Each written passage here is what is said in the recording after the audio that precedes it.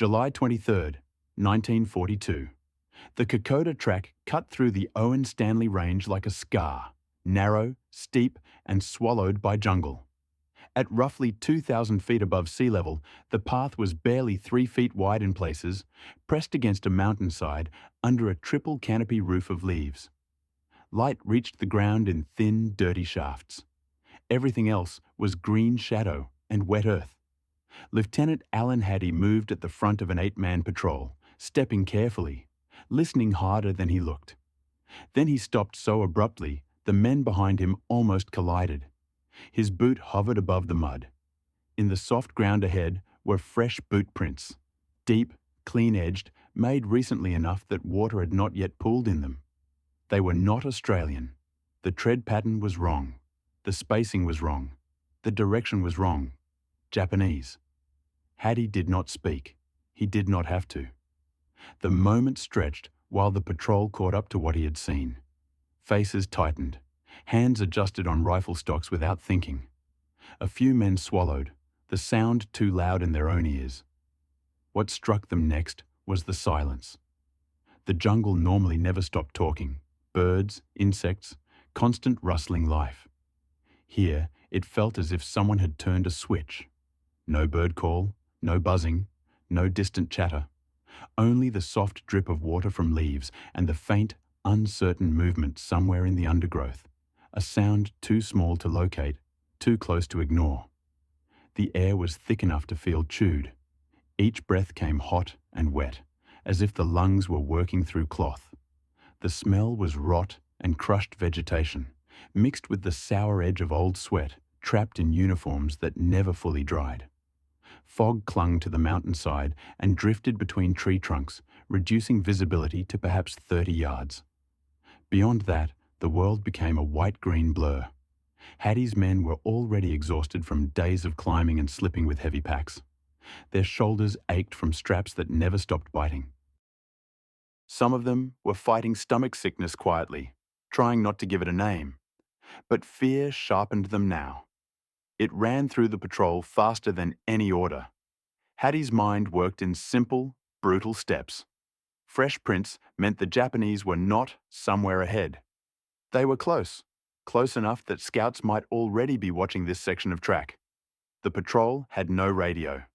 The jungle and mountains swallowed signals even when sets worked. If they were cut off here, no one would hear shots, and no one would find bodies quickly in country like this. And the prints did not only lead one way. The track showed signs of movement in both directions, traffic up and down the same narrow path. That meant something worse than a single scouting party.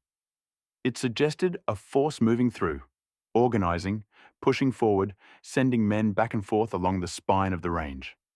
Haddy looked once along the track behind them, toward Deneki, the direction of their own lines. Then he looked forward again into fog and jungle. The discovery mattered for one reason: time. If the Japanese were already this far inland, then the advance was happening faster than Australian intelligence had claimed. The patrol's job was no longer routine reconnaissance. It became the thin thread between warning and surprise. If Haddy could get word back, the Australians down the track might have hours to prepare. If he could not, they would face what came next without even knowing it was coming. Standing over those prints, 8 men realized they were not searching for the enemy anymore.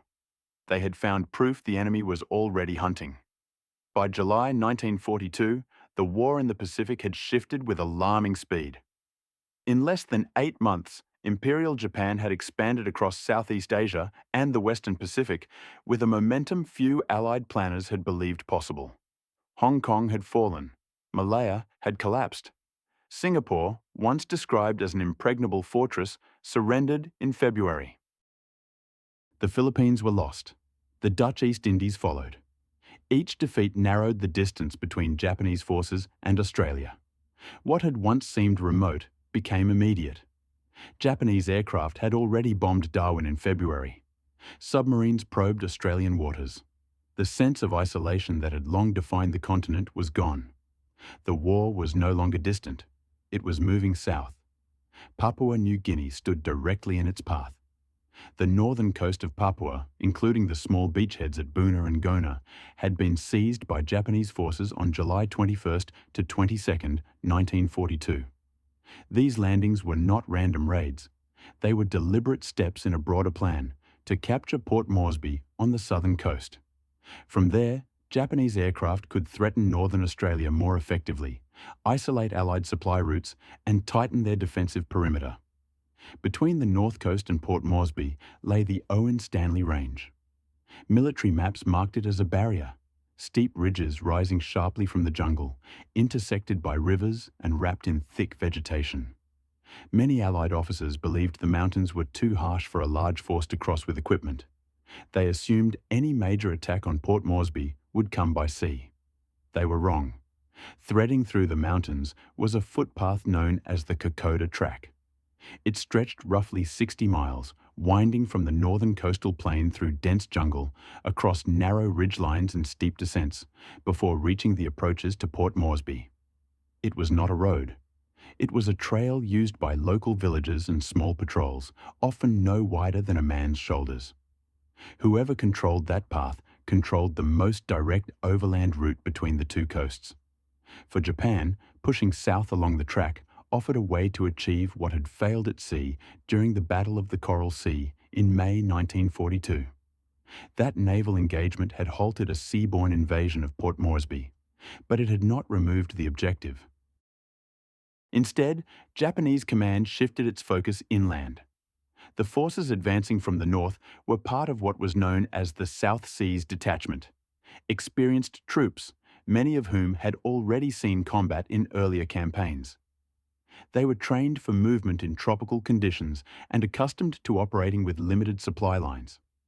Estimates of their strength varied, but initial landings involved more than 1,000 soldiers, with reinforcements expected. Facing them were Australian units that were, by comparison, underprepared. The 39th Battalion, positioned along parts of the Kokoda Track, consisted largely of militia, young conscripts called up for home defence. Many had trained in Australia but had never fought overseas. Their jungle training was minimal. Equipment was often outdated or insufficient. Yet they were now tasked with holding one of the most critical approaches in the Pacific. At Kokoda village itself, fewer than 80 Australian soldiers were considered combat ready in late July. Reinforcements were limited and slow to arrive. Commanders in Port Moresby believed they still had time to strengthen positions. Intelligence suggested the Japanese would require weeks to move significant forces through the mountains. The boot prints Lieutenant Haddy had found suggested otherwise. If Japanese troops had already advanced deep along the track in strength, then the timeline had collapsed. The assumption that the range would delay a major movement had proven dangerously optimistic.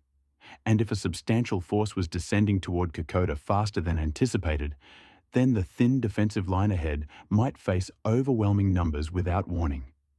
The strategic balance in Papua rested not on vast armies, but on narrow trails, fragile supply lines, and timely information. In that environment, even a small patrol could carry consequences far beyond its size. Lieutenant Alan Haddy was 27 years old in July 1942. Before the war, he had worked as a clerk in Melbourne, a quiet profession that required patience and attention to detail.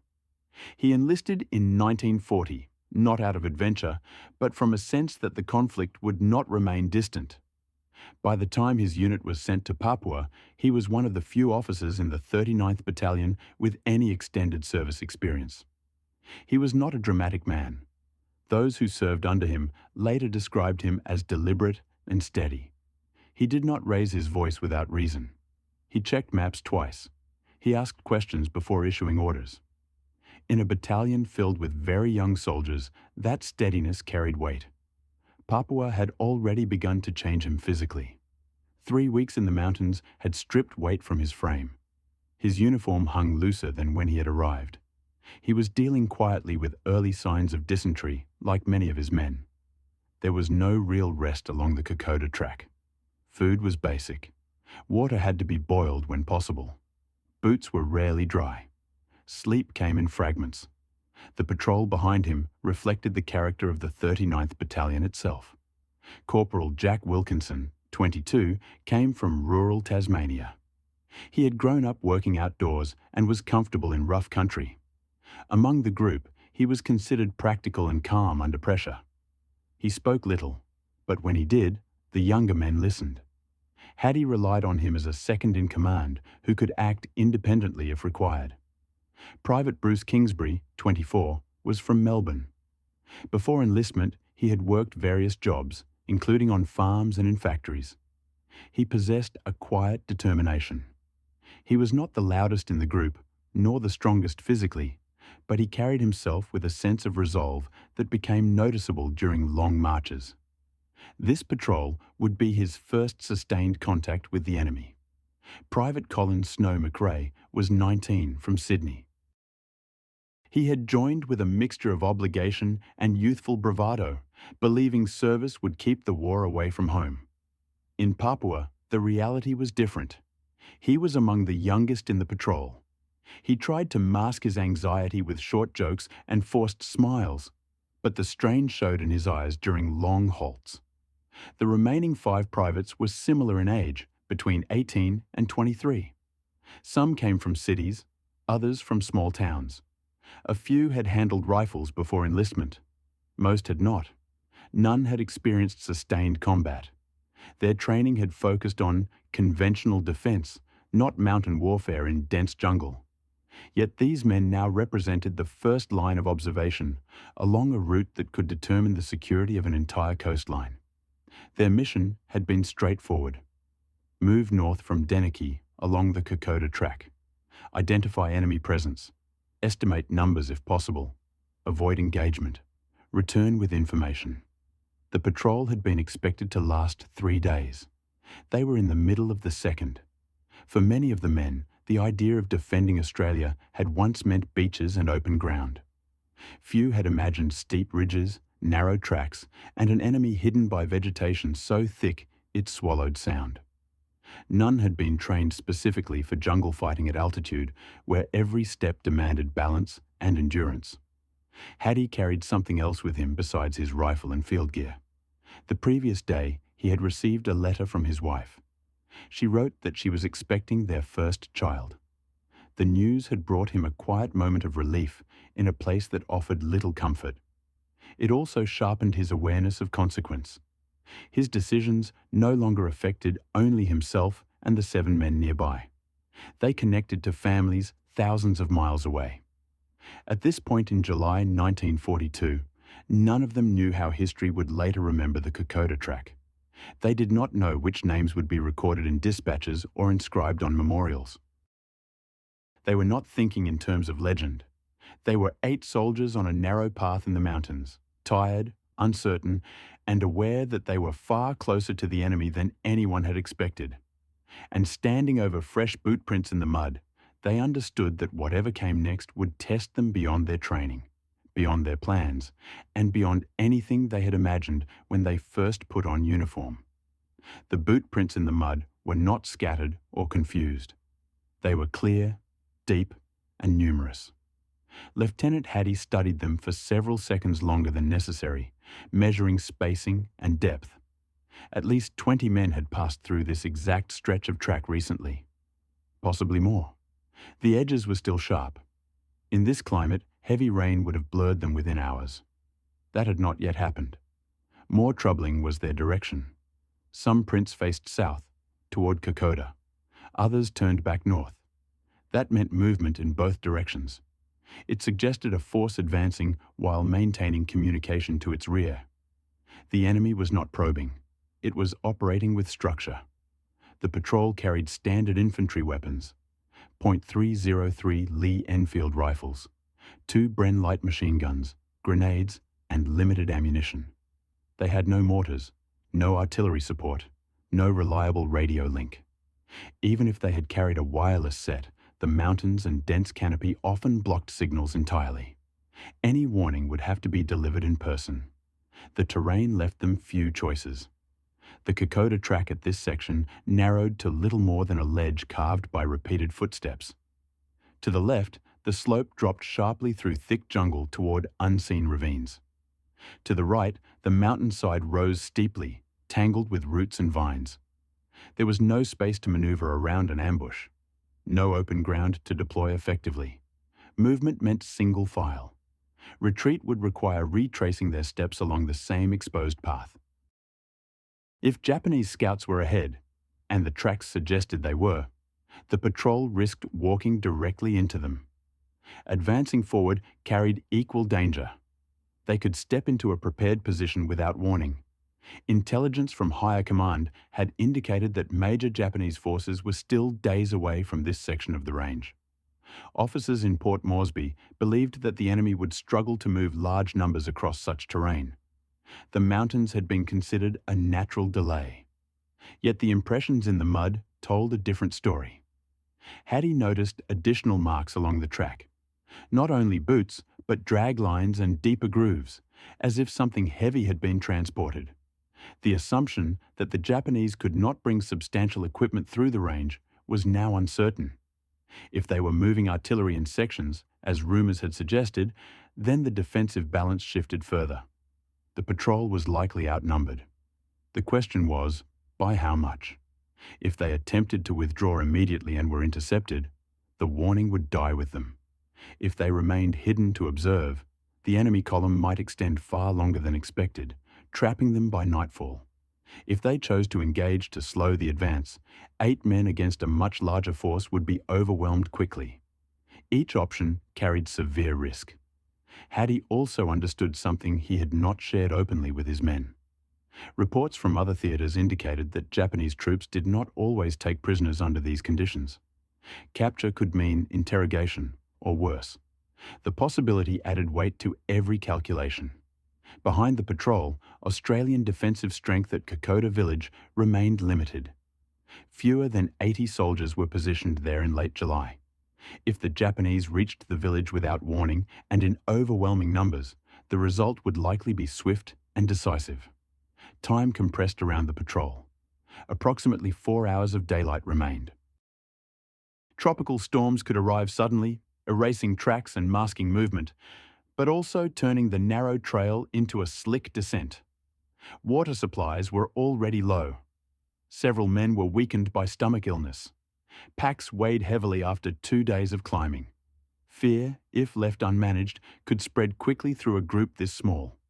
Hattie saw it in brief glances and tightened grips. A single shouted order or accidental discharge could reveal them instantly. The discovery of the tracks did not merely signal proximity. It forced a decision. Withdraw now and hope to outrun unseen scouts. Remain concealed and gather essential intelligence. Or attempt to delay a force that might number in the hundreds. None promised safety. On that narrow strip of earth in the Owen Stanley Range, 8 men faced a situation shaped by miscalculation, terrain, and an advancing enemy that had moved faster than anyone had predicted. 14:30 hours, July 23, 1942. Lieutenant Hattie made his decision without ceremony. The patrol would not retreat immediately. They would move off the main track, conceal themselves, and observe. If the Japanese force was as close as the prince suggested, knowing its size and composition mattered more than speed alone.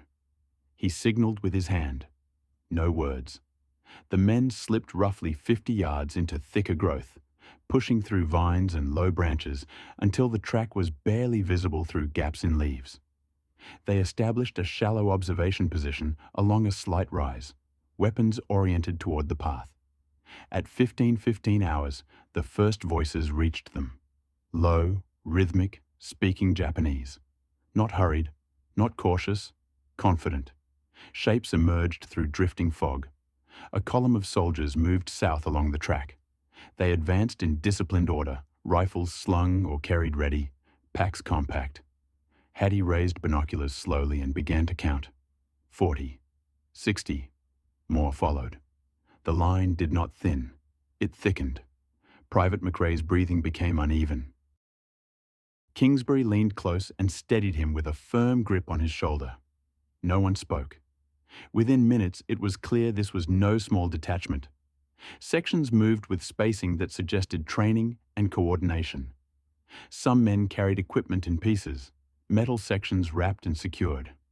Others bore crates suspended on poles between them. The patrol could not identify every item, but the load shapes suggested heavier weapons broken down for transport. Behind the armed soldiers came local Papuan carriers. Some carried supplies. A few appeared injured or exhausted. The sight added another layer to what Hattie was seeing. The force was organized for sustained movement. The column continued. 200. Perhaps 3. Hattie stopped counting when the estimate exceeded what he had imagined possible. The earlier tracks now made sense. Traffic in both directions meant reinforcement and communication. This was an advance element of something larger. At approximately 1600 hours, a Japanese scout separated briefly from the column and moved toward the jungle edge. He was within 10 yards of the Australian position. He paused, scanning, adjusting gear. For several seconds, he looked directly toward the undergrowth where 8 men lay motionless. No one shifted. After a moment that felt longer than it was, the scout returned to the track. The column still passed. By 1645 hours, dark clouds rolled across the ridge. The monsoon struck with abrupt force. Rain hammered leaves and ground alike, turning the trail into slick mud within minutes. Visibility dropped sharply. The sound of rainfall swallowed smaller noises. Hattie judged that this was their opportunity. He signaled withdrawal. The patrol moved parallel to the track, staying within cover but angling south. Progress was slow. The slope was unstable, roots exposed, footing unreliable. Every step risked a slide. Yet behind them, the column noise continued through the rain. It had not ended. By 1730 hours, they reached a narrow saddle where the jungle thinned and the track had to be crossed. There was no alternative route without descending into a ravine. Hattie went first, moving quickly across the exposed strip. 3 men followed. On the 4th crossing, shots cracked through rain. Japanese scouts, positioned ahead, had spotted movement. Private Thompson was struck in the shoulder. He fell hard, but remained conscious. Wilkinson and Kingsbury pulled him into cover, while the Bren gun opened in short bursts to disrupt pursuit. The patrol did not pause. A field dressing was applied while moving. Thompson's wound bled steadily, but not immediately fatally. They descended, slipping and scrambling through mud, aware that Japanese voices now rose behind them in urgency. By 1830 hours, darkness settled quickly under the canopy. The patrol had gained distance, but not certainty. Thompson weakened. They located a shallow recess in rock and concealed themselves without light or fire. Through the night, they heard movement above on the track. Search parties or passing units, impossible to confirm. Thompson drifted in and out of consciousness. At one point, his breathing faltered. Quiet efforts revived him, though each sound risked detection. Dawn came at 0545 hours, July 24th. The rain had eased. The jungle steamed. Hattie estimated that the main Japanese force, based on speed and size observed, could reach Kokoda within hours. The patrol was still many miles away. 7 men could move. 1 could not without assistance. There was no longer doubt about the scale of what was advancing down the Kokoda track. The question now was whether the warning could outrun it. 0600 hours, July 24th, 1942. Lieutenant Hattie understood the distance. Approximately 15 miles separated the patrol from Kokoda village. Under normal conditions, it was a demanding march. In their state, 1 severely wounded man, another limping, limited supplies, it became a calculation measured in minutes and loss. They carried Private Thompson in shifts. 2 men supported him between them, arms over shoulders, rifles slung across backs. The descent should have aided speed, but the track had become a channel of slick clay. More than once they nearly lost footing entirely. Each stumble cost seconds. At around 0715 hours, McRae twisted his ankle sharply on a concealed root. He clenched his jaw and continued. No one suggested stopping. Behind them, intermittent movement could be seen through breaks in foliage. Japanese scouts were following at distance. They did not rush. They matched pace. It was controlled pursuit. At approximately 0920 hours, Wilkinson, scanning ahead, raised a hand abruptly. Figures moved on the track in front of them. Another Japanese element had maneuvered south using parallel jungle paths. The patrol was no longer merely pursued. It was being contained. Hattie drew the men off the path into denser cover and assessed quickly. Fighting through the forward group would likely fail.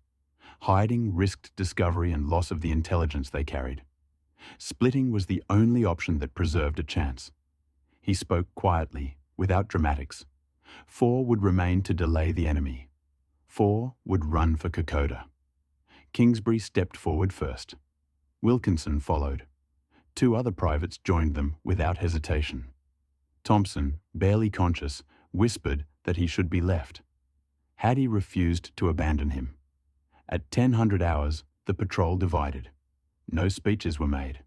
They understood the exchange without words. Kingsbury's group selected a shallow ravine overlooking a bend in the track. Concealment was limited but sufficient for initial surprise. They positioned the Bren gun to cover the approach. Hattie, McRae, and 2 others moved south, keeping low and fast. At 10:15 hours, Japanese scouts entered the ravine's field of fire. Kingsbury waited. When the main group advanced into the exposed section at approximately 10:25, the Bren opened in a controlled burst. Several Japanese soldiers fell immediately. Confusion followed. The Australians maintained fire discipline, shifting targets, using grenades sparingly. For several minutes, the element of surprise held. Then, Japanese units began flanking through the undergrowth. Their response was organized and deliberate. Return fire increased in accuracy. By 10:35 hours, 1 Australian was down. Ammunition ran low. Wilkinson and Kingsbury continued firing until positions became untenable. At 10:58 hours, the Bren fell silent. In the jungle below, Hattie's group heard the final bursts, then scattered rifle shots. They did not turn back. Ahead of them, another Japanese patrol was establishing a blocking position near a narrow ridge. The direct path to Kokoda was closed. Hattie altered course abruptly, leading his group down a steep, unstable slope into untouched jungle. They descended by gripping vines and tree trunks, sliding more than walking. 1 man lost his rifle and did not recover it. Another tore skin from his leg on exposed rock. They continued. By 11:45 hours, they stumbled back onto the main track within sight of Kokoda's outer perimeter. Australian sentries challenged them sharply. The patrol looked exhausted, covered in mud and blood. Hattie reported immediately. A large Japanese force advancing in strength, artillery confirmed, numbers far exceeding earlier estimates. Captain Sam Templeton listened. Initial disbelief gave way to recognition as details accumulated. Equipment observed, column length, direction, speed. At 12:10 hours, a message was transmitted to higher command. A substantial Japanese advance moving south along the Kokoda track. At approximately 12:40 hours, lookouts sighted the leading elements of that force emerging from the northern jungle, exactly as described. The warning had arrived in time, but it had been purchased at close range.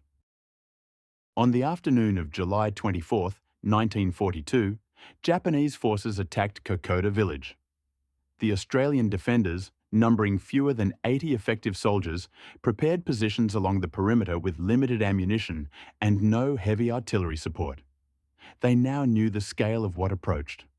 The report delivered that morning had removed doubt. It did not remove danger. The fighting that followed was intense and close. Japanese troops pressed repeatedly against defensive points, probing for weakness. The Australians resisted for several hours, using terrain and concentrated rifle and Bren gunfire to slow the advance. As daylight faded, their position became increasingly difficult to maintain. By night, Japanese units had secured control of Kokoda.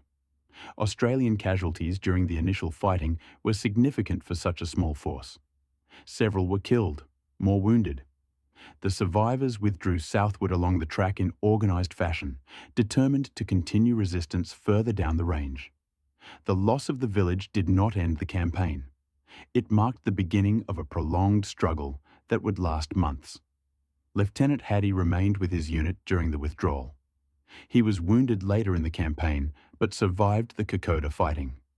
His early report on Japanese strength proved accurate. It forced Australian command to reassess assumptions about the enemy's capacity to cross the Owen-Stanley Range. Reinforcements, including experienced Australian Imperial Force units, were accelerated toward Papua in response to confirmed contact. Private Colin McRae continued to serve despite his injury during the patrol's escape. Like many of the young militia soldiers, he endured weeks of harsh combat and retreat through mountain terrain. Some of those who fought along the track did not survive the later stages of the campaign. The toll on the 39th Battalion was severe. Bruce Kingsbury's action during the delaying engagement became part of the wider record of Kokoda. In August 1942, during later fighting near Isarava, he would perform a separate act of conspicuous bravery for which he was awarded the Victoria Cross posthumously. His name became associated permanently with the campaign.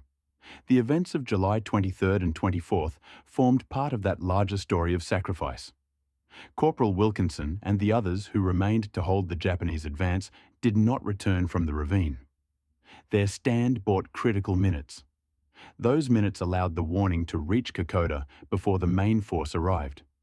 Strategically, the patrol's discovery altered the tempo of Australian response. The confirmed presence of a substantial Japanese column advancing inland dispelled lingering belief that the mountains provided sufficient natural protection. Defensive planning shifted from expectation to immediate preparation. Port Moresby's garrison strengthened positions. Supply efforts intensified. Air reconnaissance focused more heavily on northern approaches. The Kokoda campaign, lasting from July to November 1942, became one of the defining struggles for Australia in the Second World War. Japanese forces pushed south to within approximately 30 miles of Port Moresby before being halted and eventually forced back. The terrain, supply difficulties, and determined Australian resistance combined to stop further advance. For Australia, Kokoda represented more than a tactical engagement. It was the closest a hostile land force came to threatening the mainland during the war. The militia units, once viewed as insufficient for frontline combat, demonstrated endurance under extreme conditions. Their performance reshaped perceptions within the Australian Army. The 8-man patrol did not win a battle on its own. It did something more fundamental. It ensured that the first major clash along the Kokoda track was not fought in ignorance. The hours gained on July 24th allowed preparation that might otherwise have been absent. In war, information delivered in time can weigh as heavily as artillery. The men who found the tracks in the mud could not have known the full consequences of their decision to observe rather than withdraw immediately. They acted based on duty and judgment in uncertain conditions. Today, the Kokoda track remains a place of remembrance. Thousands walk the same ridges each year, confronting the steep gradients and dense jungle that shaped the campaign. Memorials mark positions where small groups held against larger forces. Names are recorded in stone. The story endures not because it is dramatic, but because it is measured in choices. An officer paused over fresh prints. He chose to confirm what they meant. Others chose to stand so that word could travel. From those decisions flowed a chain of events that influenced the defense of a nation. In the mountains of New Guinea, the outcome of a campaign began with 8 men recognizing what lay ahead and deciding not to look away.